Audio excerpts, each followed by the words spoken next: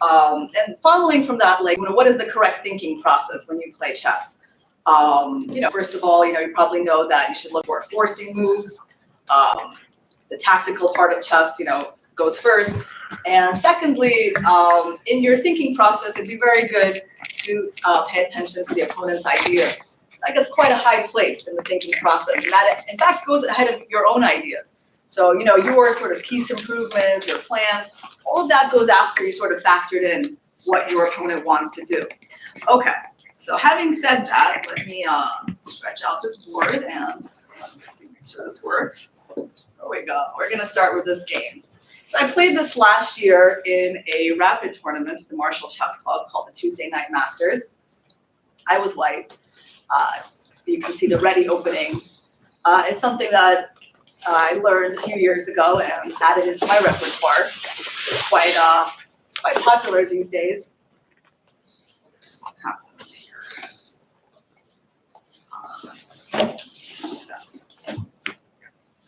Okay, so my opponent, he's a master, a level player. Pretty standard kinds of moves. H6 is also a normal move for black. Now white plays knight e5 to move e4. Queen e2.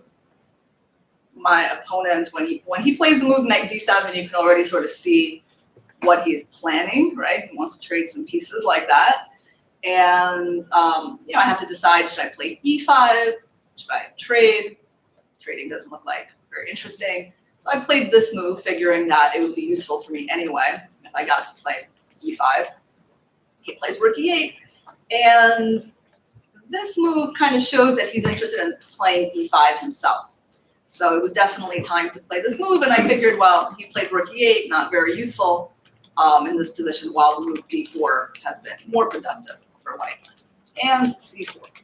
So here my opponent plays quite a bad move that I could never in my dreams have expected him to play.